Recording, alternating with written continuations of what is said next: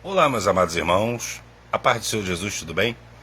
Amados irmãos, fazendo esse vídeo aqui, mais um vídeo, né, de dicas simples, é que eu queria fechar o contexto de Apocalipse, para dar um pouco mais de dica para vocês, entendeu, irmãos? Para que vocês, esses apêndices, para que vocês se preparem até tecnicamente para o que está por vir. Sempre, né, como sempre falo aqui, mostrando no contexto de você confiar no Senhor, se acalmar, entendeu? Irmão, é, tem algumas pessoas que falam assim, que se escandalizam com algumas coisas, mas é a lógica de Deus, a lógica que está na palavra dele, entendeu? Sem fantasia, sem religiosidade, entendeu? Eu sei que o congregar é importante, entendeu? Eu não concordo com essa doutrina dos desigrejados, até porque eles aprenderam as coisas dentro de uma igreja e agora quer que. Acho que aí vem com essa conversa aí, isso é Satanás que está por trás, entendeu, irmão? Vem com essa conversa aí que a igreja somos nós, ou seja, uma interpretação errada coloca todos os ensinamentos, inclusive das cartas de Paulo, por terra. Entendeu?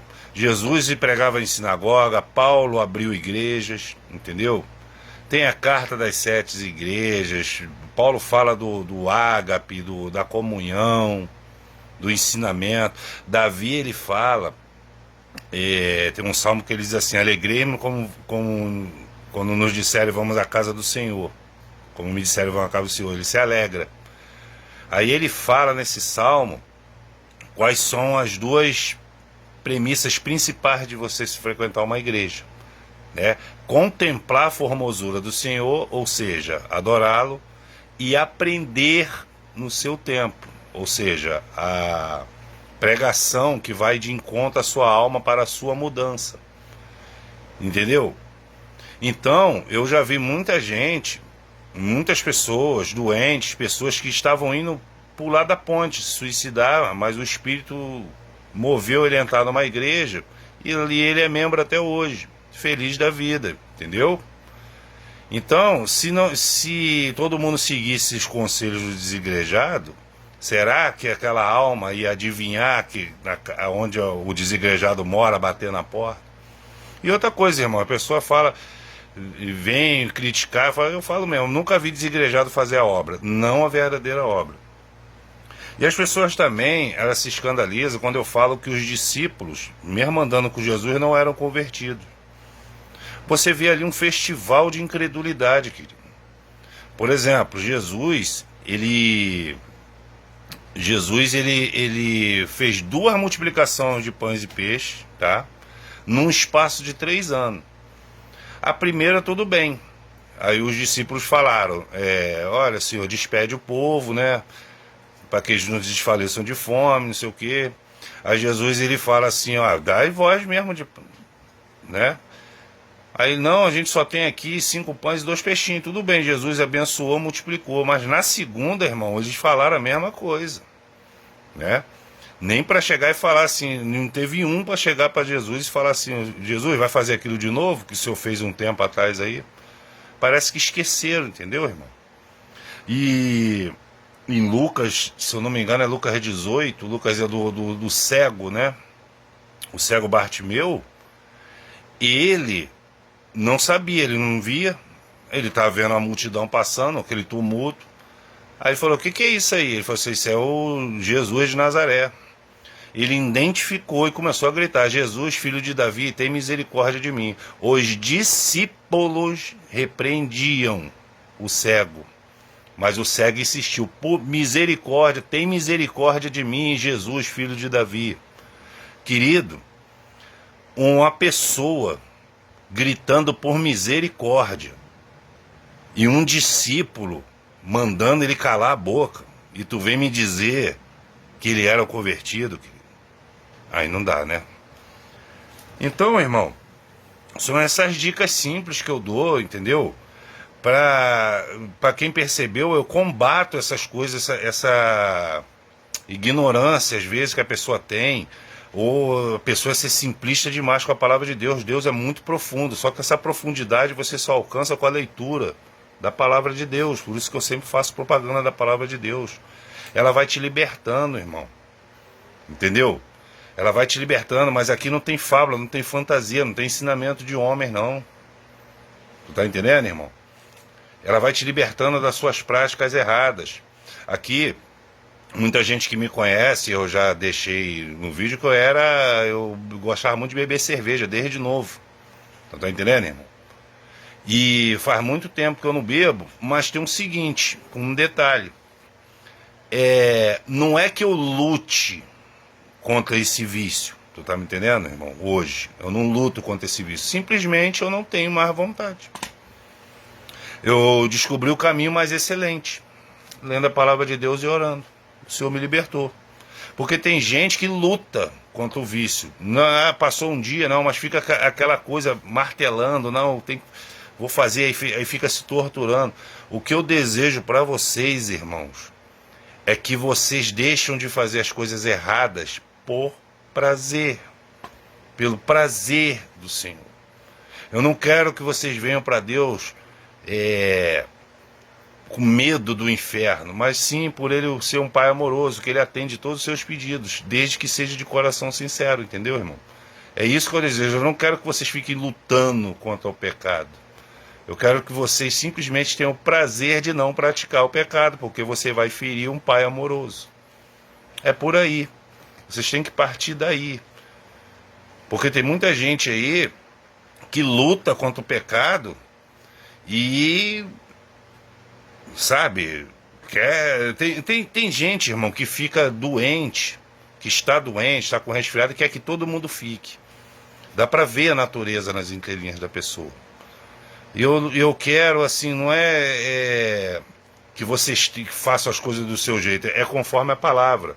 Mas Deus é muito mais profundo e muito mais amigo do que muita gente pensa.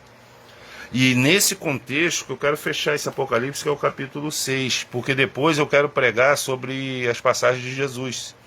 Como eu disse, tem Bíblia que as palavras de Jesus estão em vermelho, porque tudo que saiu da boca de Jesus, irmão, tudo que saiu da boca está escrito, aquilo é vida para vocês. Eu costumo falar que Jesus, ele não deixou de falar nada e nem falou nada demais. Então, se está em vermelho, se está em destaque, presta atenção. Você pode não entender agora, mas lá na frente você vai entender. É só você se mantiver firme, constante, sempre abundante na obra do Senhor. O que eu queria fechar no Apocalipse está no capítulo 6, que é o terceiro selo, né? Eu vou ler ele todo aqui e eu vou explicar rapidamente, que esse vídeo vai ser curtinho, né? O finalzinho dele, olha só. Ele começa aqui no Apocalipse capítulo 6, versículo 5, terceiro selo. Quando o Cordeiro abriu o terceiro selo, ouvi o terceiro ser vivente convocar: vem. Então reparei, e eis um cavalo preto, e seu cavaleiro ostentava na mão uma balança. Então ouvi que parecia uma voz grave, vinda dentro dos 4 seres viventes, clamando: 1 quilo de trigo por 1 dinheiro, 3 quilos de cevada também por 1 dinheiro. Preste atenção nesse final. Mas não destruas o azeite e o vinho. Em outras versões, não danifique o azeite e o vinho. Irmão, quem é o cordeiro que abriu o selo? Jesus. Qual é a palavra que aparece aqui? Se você colocar nesses aplicativos online a palavra balança, vai aparecer muitas passagens. A balança, ela é o símbolo mundial da justiça. Entendeu? Eu costumo falar que os livros, porque tem, como eu te falei, tem líderes que oprimem, entendeu? Como eu te falei lá dos discípulos não convertidos, eles tem certas atitudes deles que se parecem com essas lideranças de fariseu, que repreende uma pessoa pedindo misericórdia. Qual é a diferença de um cego pedindo misericórdia e ser repreendido por aquele outro paralítico do tanque chamado Betesda, décadas que Jesus curou, e os fariseus vinham não se alegrar, vinham com preceitos religiosos? Não é lícito carregar tua cama no sábado. Que isso, irmão? Cadê a alegria pela cura do teu irmão? Tá entendendo? Por isso que eu tô falando, a conversão, ela veio depois do dia de Pentecostes, depois de muita oração, muita busca. Aí o Espírito vem. Aí você já vê um Pedro que já não nega, um Pedro corajoso. Você vai ver já pessoas pregando a palavra de Deus e logo na primeira leva foram 5.000 de Pedro, depois mais 5.000, milhares de pessoas. Isso é só o poder do Espírito. Então a gente tem que buscar esse poder do Espírito. Entendeu, irmão?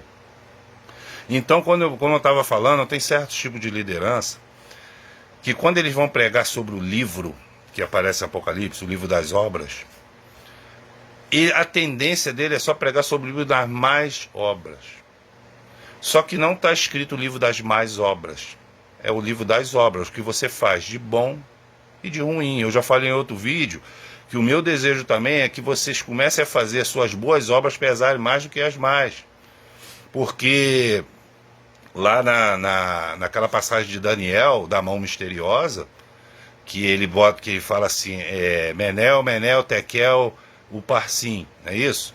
Pesado foste na balança, olha a balança aparecendo de novo. Ou seja, Deus pesou as atitudes dele na balança, só que como o rei era mau, assim, pior, né?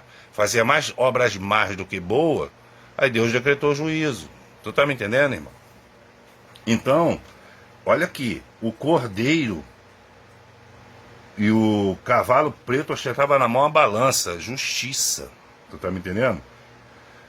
E ele está dizendo aqui, ó, 1 quilo de trigo por um dinheiro, 3 quilos de cevada também por um dinheiro. Está falando aqui de um contexto do fim, um colapso econômico, tá? Onde tudo vai ser mais caro. As coisas que a gente vai comer, a gente está acostumado a comer, vai ser mais caro. Até por causa do olho grande de muitos comerciantes, entendeu? Eu conheço muitos comerciantes olho grande. Eu vou dar um exemplo rápido aqui. Mês passado, acho que foi mês passado, eles estavam cobrando aqui o tomate R$9, batata R$7,90, tá me entendendo? Coisas que a gente come, né? Aí abriu um sacolão do lado do mercado e na inauguração botou a batata R$1,90, aí eles começaram a disputar, eles baixaram o preço. Pra quê? Pra ninguém correr pro sacolão. Isso me mostra, irmão, que não é só a situação econômica, me mostra um olho grande também. Então, quando eles são ameaçados por um preço mais baixo, eles baixam também. Mas se não aparecesse o sacolão, a gente vai ficar refém desses preços caros. Então, tem muito olho grande, isso está dizendo nesse contexto aqui também. Tá me entendendo? Que também está no contexto da balança desonesta, que Deus abomina. A pessoa pensa que balança desonesta é só ladrão, 7-1, não. Tem essas atitudes também. O olho grande, quer pegar logo. Eu me lembro da greve de caminhoneiro, que estavam vendendo um pé de alface por R$12. Por quê? Porque não tinha mais caminhão para entregar. Por mim, querido, eu deixo de comer alface. A alface vai murchar. Eu não como porque eu não compactuo com isso. Mas, então aqui está dizendo que é num contexto que os preços vão ficar muito caros por também se multiplicar a iniquidade e o esfriamento do amor. Você está me entendendo? Porque quando você aumenta muito o preço de uma comida, que sabe que a pessoa come, isso também é esfriamento de amor, entendeu? Só que, para finalizar o vídeo, eu queria mostrar assim, ó, não destrua o azeite e o vinho. Irmão, a Mateus 25 fala da parábola das 10 virgens, tá? Aquela lâmpada é a palavra de Deus, por causa do Salmo de Davi, não é isso? Lâmpada para os meus pés e luz para o meu caminho é a tua palavra. O azeite é o Espírito. É o Espírito Santo, que é adquirido mediante a muita oração. E o vinho, irmão, ele é associado na palavra de Deus à alegria. Só que é uma coisa que Deus permite, é um artifício criado pelo homem para a comemoração. O problema é que muitos seres humanos, eles vivem em constante estado de festa. Até estimulado pela mídia, né? Eles vivem em constante estado de festa. Então eles invertem esse conceito de que o vinho contém teor alcoólico, sim, mas é por ocasiões específicas, festivas, comemorativas. E tem gente que bebe todo dia. Não tá me entendendo? Você vê Noé, quando Noé desembarcou da arca, a primeira coisa que ele fez foi plantar uma vinha. Ou seja, comemorando a salvação, entendeu? De ele ter dado crédito à palavra de Deus, ter construído a arca. Mas você vê que o exagero do vinho fez que ele ficasse nu, escandalizando. Tu tá me entendendo, irmão? Você vê ali o rei Herodes, Herodes, né? Ele cheio de vinho, e tem gente que ainda fala que o vinho daquela época não tinha álcool, não. Pelo amor de Deus. O homem bebeu, encheu a cara de cachaça, o rei. Aí Salomé dançou para ele lá, ele prometeu metade de um reino, querido, sóbrio, um rei a fazer isso. Aí ele, cheio de cachaça, deu a palavra dele, a mulher influenciada pela mãe pediu a cabeça de João Batista e ele decapitou. Efeito do vinho. Do efeito do exagero do vinho. Entendeu? Então, o vinho, ele é associado à alegria. Se lembra quando o primeiro milagre de Jesus está no Evangelho de João, transformando água em vinho? Eu já vi pastor famoso aí falando que Jesus não tinha mais o que fazer, não. Transformar água em vinho para encher de cachaça os convidados da festa. Isso é a visão carnal. A visão espiritual, a talha de pedra, né? Que a pedra simboliza a dureza do coração do homem, entendeu? É o ser humano, a talha de pedra. A água é a palavra de Deus. E Jesus transforma aquilo em alegria. Tá me entendendo, irmão? Então, esses dois espiritualmente, não, eu vejo aqui, no sentido espiritual, o resumo da história é o seguinte, irmão: o bicho vai pegar, tá? No final dos tempos, para quem é zombador, para quem escarnece do Senhor, para quem tem ódio de crente, para quem quer continuar a viver a vida, deixa a vida me levar, igual fala o Zeca Pagodinho. Agora, para quem é fiel ao Senhor, vai permanecer, não vai ser danificado. O azeite, o espírito, ou seja, você orando diariamente, e a alegria. Como eu sempre disse, Deus é um Deus proporcional. Um dia meu pastor Elvis perguntou a Deus, eu achei aquilo interessante, por que a chuva seróide, o derramado do Espírito, vai ser mais forte do que agora, nessa época, que o amor está esfriando e a iniquidade está se multiplicando? Por que vai ser derramado mais abundantemente do que naquela época que as pessoas eram assim mais santos, mais tementes a Deus? A resposta de Deus foi incrível, irmão. Ele falou assim, porque é justamente por causa disso, porque naquela época as pessoas ainda tinham uma vida normal. Até não tô falando na época, aquela época de Pentecostes, não, tô falando até os mais velhos aí vão se lembrar. Tinha respeito, irmão. Entendeu? As pessoas respeitavam os mais velhos, tinha respeito, o negócio de presepada passava longe. A gente tinha valores bíblicos e morais, entendeu?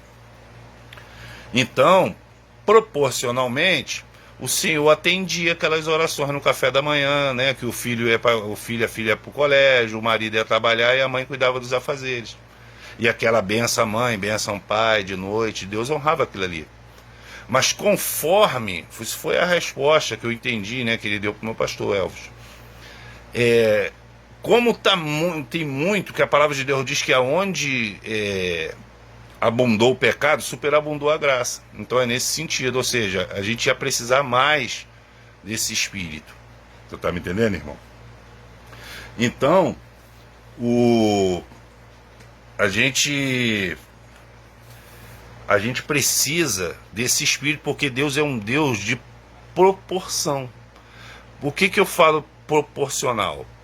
Porque conforme o mundo vai piorando, que o juízo vai se aproximando, como eu falei no outro vídeo, o que vale para o mundo não vale para o servo e vice-versa.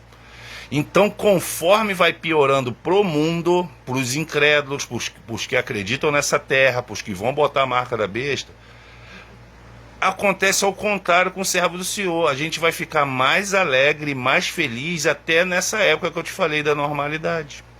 Tu tá me entendendo? Então não se espante, irmão, que no meio de uma destruição você vê pessoa pulando de alegria. Porque é isso que o Espírito te dá, alegria. É o vinho, o azeite. O azeite, o Espírito, e o vinho, a alegria. Pode até parecer para alguns que a gente está debochando ou escarnecendo, né? Ou até sendo insensível com o sofrimento alheio. Mas não, irmão. Porque na hora que eles estavam fazendo as festas dele, bebendo as cachaças dele, fazendo as orgias dele, ninguém te convidou, não. Enquanto eles estavam bebendo, se divertindo madrugada dentro, você estava com o joelho no chão. E agora, quando chega na hora do juízo, Deus vai botar todo mundo no mesmo balaio? Não vai. A consequência, ela vem pro bem e pro mal. É uma questão de lógica, é uma questão de escolha. Então, tá me entendendo, meus irmãos? Então, vocês entenderam, né? No meio de tanta destruição, de aumento de preço, de caos econômico, mundial, social, junto com catástrofes, entendeu? Tudo está permitido, profetizado e controlado por Deus, pelo Senhor. Então, quem está debaixo da sombra dele e debaixo de suas potentes mãos, não vai sofrer esses flagelos. Isso aqui, essa passagem de Apocalipse 6,6 é mais uma prova disso, pela palavra de Deus que eu estou falando. Por isso que eu falo para vocês buscarem, para vocês se manterem na escolha. Por enquanto, é um deserto, luta, caminhada, entendeu? Dificuldades. Mas isso aqui vai se inverter em breve, irmão. E a gente vai ser mais feliz do que na época que a gente tinha uma pseudo-segurança garantida por governos e polícias. A gente vai, além de ser mais seguro, a gente vai ser mais feliz. Por isso que eu falo para os irmãos, vale a pena crer na palavra do Senhor. Tá bom, irmão? Esse é o vídeo de hoje. Deus abençoe a todos grandemente.